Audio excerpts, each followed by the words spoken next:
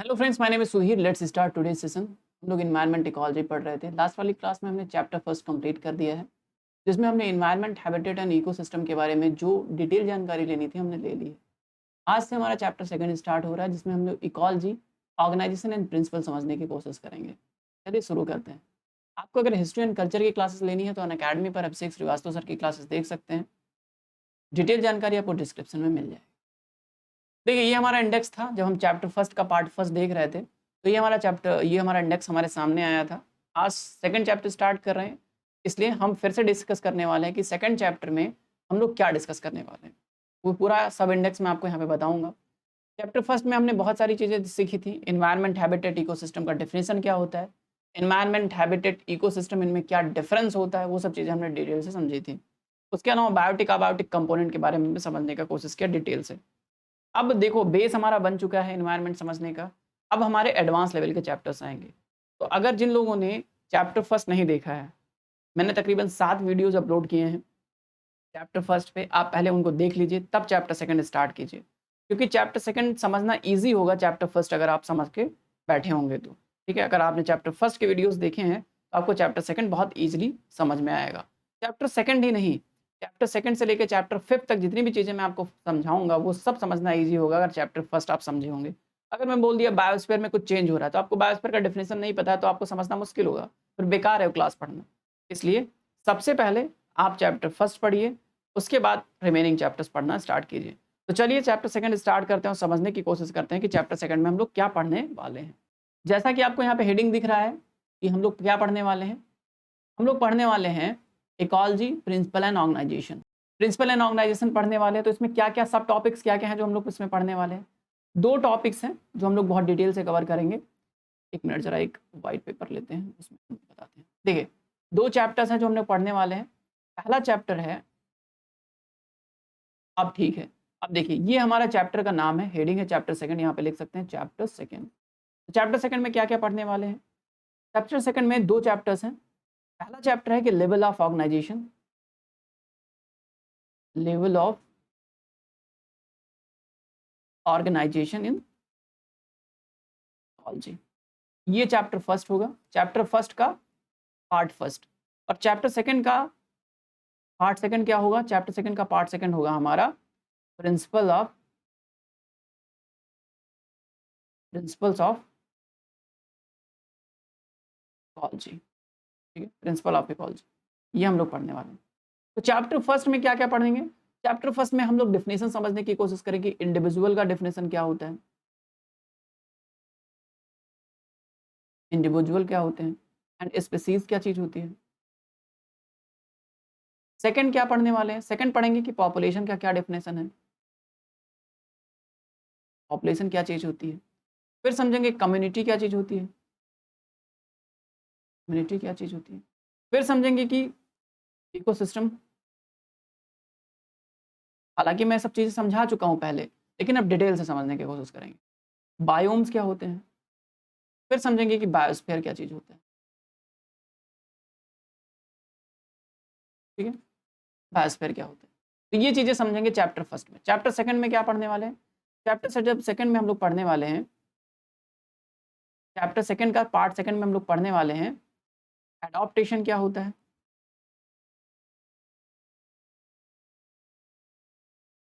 Secondly पढ़ेंगे हम variation क्या होता है। फिर पढ़ेंगे हम लोग स्पेशलाइजेशन क्या चीज़ होती है। फोर्थ टॉपिक होगा हमारा म्यूटेशन क्या चीज़ होती है। फिफ्थ टॉपिक होगा जो हमारा पढ़ने का नेचुरल सिलेक्शन क्या वाला है। नेचुरल सिलेक्शन क्या चीज़ होता है ये पढ़ेंगे। फिर हम लोग पढ़ेंगे इवोल्यूशन कैसे हुआ। फिर से जो हमारा चैप्टर होगा एक्सटेंशन, एक्सटेंशन कैसे। तो ये हमारे चैप्टर सेकंड के सब चैप्टर्स हैं जो हम लोग पढ़ने वाले हैं, सब पार्ट्स कह सकते हो जो हम लोग पढ़ने वाले हैं। ठीक है, इंडेक्स मैंने आपको बता दिया था, आपको आइडिया लगे कि इस पूरे चैप्टर में हम लोग क्या पढ़ने वाले हैं, इस चैप्टर को पढ़ने का क्या हमें बेनिफिट है, वो चीज़ हमको समझ में आ जाए। ठीक है, स्टार्ट करते हैं अपना चैप्टर। देखो, सबसे पहली बात, इकोलॉजी का डेफिनेशन जो था मैंने पहले ही क्लियर किया था। इकोलॉजी क्या है? लॉजी, लॉजी का मतलब क्या है? लॉजी का मतलब होता है स्टडी, स्टडी, स्टडी। किस चीज का स्टडी करना है? स्टडी करना है किसका? ऑर्गेनिज्म का, ऑर्गेनिज्म का। ऑर्गेनिज्म का किस चीज का स्टडी? ऑर्गेनिज्म का इंटरैक्शन। ऑर्गेनिज्म आपस में कैसे इंटरेक्ट करते हैं, प्लस सराउंडिंग जो फिजिकल इन्वायरमेंट है उसके साथ ये कैसे इंटरेक्ट करते हैं, इसको समझाने का काम कौन करेगा? ये इकोलॉजी। जैसे बायोलॉजी, बायोलॉजी क्या करता है?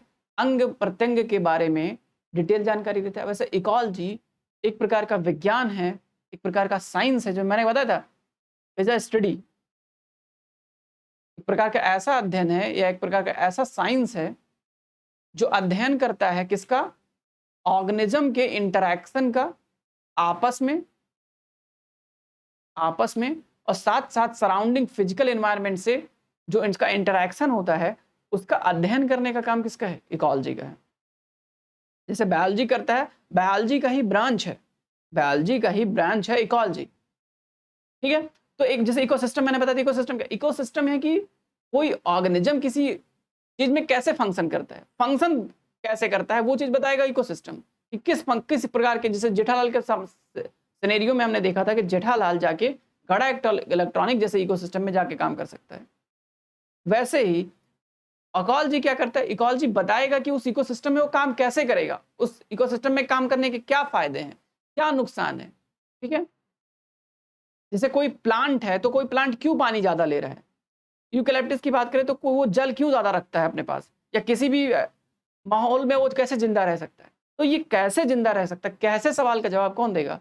ये विज्ञान, इकोलॉजी देगा। Ecology is a science, ecology is a science to study organism. Organism का अध्ययन करने का साइंस है कि वो ऑर्गेनिज्म आपस में इंटरेक्ट कैसे, कैसे अपना जीवन चला रहे हैं, कैसे एक दूसरे से जुड़ पा रहे हैं, सराउंडिंग फिजिकल एनवायरनमेंट में क्या चेंजेज हो रहे हैं, उसका उनके ऊपर क्या इंपैक्ट हो रहा है, ये समझाने का काम किसका है? इकोलॉजी का है। तो इकोलॉजी एक प्रकार का कैमरा है कि जेठालाल किसी इकोसिस्टम में कैसे फंक्शन कर रहे हैं, तो ये इकोलॉजी नाम का कैमरा लगा हुआ है। तो कैमरा जेठालाल को देख रहा है कि हाँ, जेठालाल के ऊपर दुकान में गए, पैसा कमाए, पैसा जिस दिन अच्छी बिक्री नहीं हुई तो जेठालाल का मूड ठीक नहीं है, या उनको टेंशन हो गया, तो पता चल रहा है, कैमरा देख रहा है और रिकॉर्ड कर रहा है। और जब भी आपको देखना है कि जेठालाल इस सिनेरियो में कैसा रिस्पॉन्ड करेंगे, तो उस कैमरे में जो रिकॉर्डेड चीजें वो देख लीजिए। इकोलॉजी बताएगा कि जेठालाल उस इकोसिस्टम, जेठालाल नाम का ऑर्गेनिज्म किसी पर्टिकुलर गड़ा इलेक्ट्रॉनिक इकोसिस्टम में कैसे फंक्शन करेगा, ये इकोलॉजी बताएगा। इकोलॉजी एक प्रकार का कैमरा है जो सब कुछ रिकॉर्ड कर रहा है और आपको बता रहा है, आपको समझा रहा है कि ये पर्टिकुलर ऑर्गेनिज्म या पर्टिकुलर व्यक्ति या ये पर्टिकुलर जीव कैसे किसी चीज में फंक्शन करेगा, उसका क्या इंपैक्ट होगा, ये इकोलॉजी बताएगा। इकोलॉजी इज अ साइंस जो अध्ययन करवाता है ऑर्गेनिज्म के बीच में इंटरेक्शन का, सराउंडिंग फिजिकल एनवायरनमेंट के साथ इंटरेक्शन का। समझ गए? आई होप कि इतनी बात क्लियर हो गई, अब इससे ज्यादा एक्सप्लेन करने की जरूरत नहीं है। ओके, अब आते हैं लेवल ऑफ ऑर्गेनाइजेशन पे। देखो, लेवल ऑफ ऑर्गेनाइजेशन की बात करें तो ऑर्गेनाइजेशन का जो लेवल है, अगर बायोलॉजी से स्टार्ट करें कि बायोलॉजी से समझाओ कि लेवल ऑफ ऑर्गेनाइजेशन कितने हैं, तो सबसे पहले क्या आएगा? आपने क्या देखा है? सबसे पहले एटम्स आता है, बताओ। उसके बाद क्या आएगा, बताओ। एटम के बाद क्या आएगा? एटम से बनता है क्या? मॉलिक्यूल्स। मॉलिक्यूल से क्या बनेगा? प्रोटोप्लाज्म। प्रोटोप्लाज्म से क्या बनेगा? सेल्स। सेल से क्या बनेगा? टिश्यू। सेल से टिश्यू। टिश्यू से क्या बनेगा? ऑर्गन। ऑर्गन से क्या बनेगा? ऑर्गन से ही निकल के आया क्या? ऑर्गन से क्या निकल के आएगा? ऑर्गन से निकल के आएगा ऑर्गेनिज्म। ऑर्गन से निकल के आएगा क्या? ऑर्गेनिज्म। ठीक है, ऑर्गन से निकल के आया ऑर्गेनिज्म। ठीक है, ऑर्गेनिज्म से क्या निकल के आएगा? पॉपुलेशन। और बताओ आगे क्या चलेगा? ऑर्गेनाइजेशन से बनेगा पॉपुलेशन, और पॉपुलेशन से क्या बनेगी? कम्युनिटी। कम्युनिटी से क्या बनेगा? बताइए। 2 4 10 कम्युनिटी मिला के क्या बनाएंगे? 2 4 10 कम्युनिटी बना के मिलाएंगे, मिलके बनेंगे इको इकोसिस्टम। 2 4 10 इकोसिस्टम मिलके क्या बनाएंगे? दो चार सिस्टम इकोसिस्टम मिलके बनाएंगे बायोम, और बायोम मिलके क्या बनाएगा? बायोस्फीयर। और बायोस्फीयर मिलके क्या बनेगा? बायोस्फीयर से बनेगा अर्थ।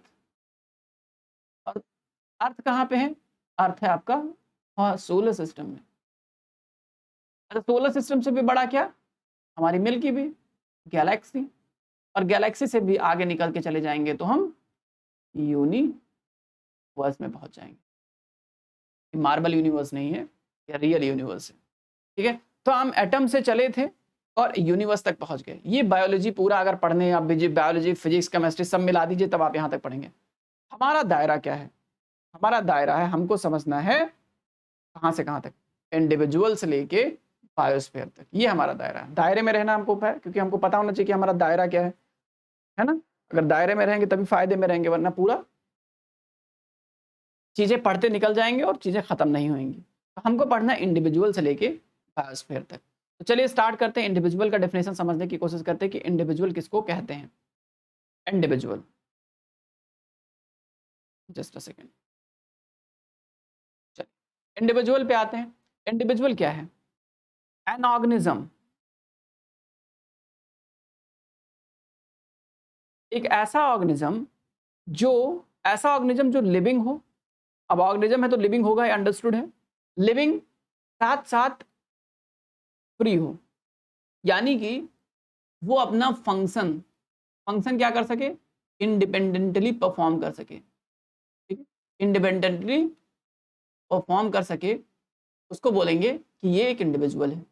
कि ऐसा लिविंग बीइंग जो फ्रीली अपना फंक्शन इंडिपेंडेंटली कर सके, उसको बोल देते हैं ऑर्गेनिज्म। ठीक है, तो स्पीसीज क्या चीज होती है भाई? Species actually group of organism होती है। ढेर सारे group of organism A, B, organism C, ये सब मिलके, ठीक है, ये सब मिलके क्या करेंगे? एक स्पीसीज बनाएंगे। ग्रुप ऑफ ऑर्गेनिज्म मिलके एक स्पीसीज बनाएंगे। स्पीसीज की खास बात क्या होगी? स्पीसीज की खास बात होगी कि ये इंडिविजुअल की सिमिलर रिक्वायरमेंट होगी। एक मिनट जरा थोड़ा सादा सा पेपर ले लेते हैं जिसमें हम एक्सप्लेन कर सके चीजें। इसमें इस वाले पेज में एक्सप्लेन करते हैं। जस्ट अ सेकंड, देखिए हम आते हैं स्पीसीज को समझने के लिए। स्पीसीज क्या चीज है? देखिए स्पीसीज के बारे में अगर मैं बताऊं तो स्पीसीज क्या है? ग्रुप ऑफ ऑर्गेनिज्म है, ग्रुप ऑफ ऑर्गेनिज्म, ठीक है, जिसकी क्या है? सिमिलर रिक्वायरमेंट है। एकदम डेफिनेशन याद रखिएगा, सिमिलर रिक्वायरमेंट है, सिमिलर रिक्वायरमेंट है। ठीक है, प्लस क्या चीज है? एक स्पीसीज होने के लिए क्या चीज होना चाहिए? कैपेबल होने चाहिए, कैपेबल होने चाहिए जीन्स ट्रांसफर करने के लिए। अपने जीन दूसरे में ट्रांसफर कर देंगे तो एक सेम स्पीसीज के अंतर्गत आएंगे, सेम स्पीसीज के अंतर्गत जीन ट्रांसफर कर सकें या इंटरब्रीडिंग कर सकें, इंटरब्रीडिंग कर सकें।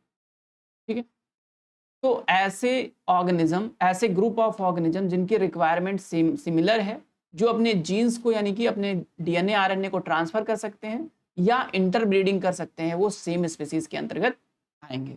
ठीक है, ये चीज हो गई, स्पीसीज का डेफिनेशन क्लियर हो गया। अब आते हैं हम पॉपुलेशन पे। पॉपुलेशन सिंपली क्या है? दो चार इंडिविजुअल मिले, ठीक है, और अपनी सेम स्पीसीज का एक ग्रुप बना लिए। ऑर्गेनिज्म, दो चार इंडिविजुअल प्लस इंडिविजुअल मिलके क्या बना लेंगे? पॉपुलेशन बना लेंगे। जैसे गाय की बछड़ा, गाय, बैल एक में आ जाएंगे, ठीक है, सेम पॉपुलेशन के हो जाएंगे। ठीक है, तो इनका एक पॉपुलेशन बन गया। यानी कि इनकी भी खास बात क्या होगी कि ये इंटरब्रीडिंग कर सकते हो। पॉपुलेशन की खास बात क्या है कि ये सेम स्पीसीज में होंगे, सेम स्पीसीज वाले ऐसे इंडिविजुअल जो इंटरब्रीडिंग कर सकते हो। ठीक है, और इनके लिए खास बात क्या है कि ये एक डिफाइंड एरिया में रहते हैं। डिफाइंड एरिया में, स्पेसिफिक टाइम में एक डिफाइंड एरिया में रहेंगे, टाइम भी स्पेसिफिक टाइम पीरियड में एक डिफाइंड एरिया में रहेंगे, तो उनको बोल देंगे कि यहाँ का पॉपुलेशन इतना है, XYZ स्पीसीज का पॉपुलेशन यहाँ पे इतना है। ये बड़ा इंपॉर्टेंट चीज है, क्योंकि पॉपुलेशन से सब कुछ चलता है। हमको पता नहीं होता कि शेर का पॉपुलेशन कितना है, मनुष्य का पॉपुलेशन कितना है, या किसी और प्रजाति का पॉपुलेशन कितना है। पॉपुलेशन गिनने के लिए हमने एक सिस्टम इवॉल्व किया जिसको बोलते हैं मग पग मार्क। पग मार्क क्या चीज होता है?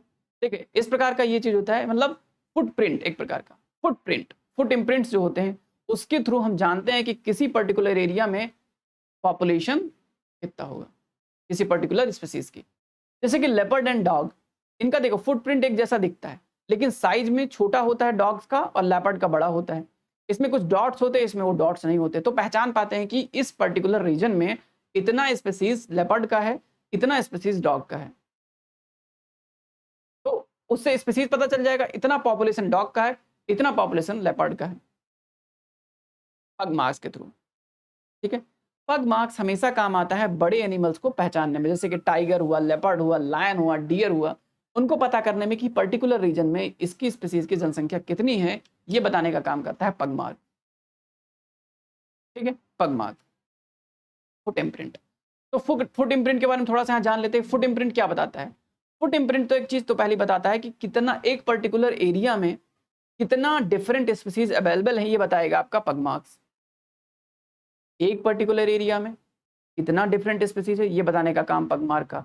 उसके बाद identification of individual animal, individual animal के बारे में बताएगा कि वहां पर कितनी है, वहां जैसे किसी पर्टिकुलर इंडिविजुअल एनिमल का आइडेंटिफिकेशन करना है, तो ये बात भी पग मार्क बताएगा, उसका फुटप्रिंट देखेंगे और पता कर लेंगे। Population of large cat, tiger, lions, इनकी कितनी पॉपुलेशन है ये भी बताएगा। सेक्स रेशियो ने एज के बारे में बताने का काम करता है पग मार्क। ठीक है, तो ये अब ध्यान रखिएगा, पग मार्क का काम पॉपुलेशन को बताने में आता है। आज की वीडियो यहीं पे रुकेंगे, नेक्स्ट वीडियो में रिमेनिंग चीजें समझने की कोशिश करेंगे। Thank you so much for watching.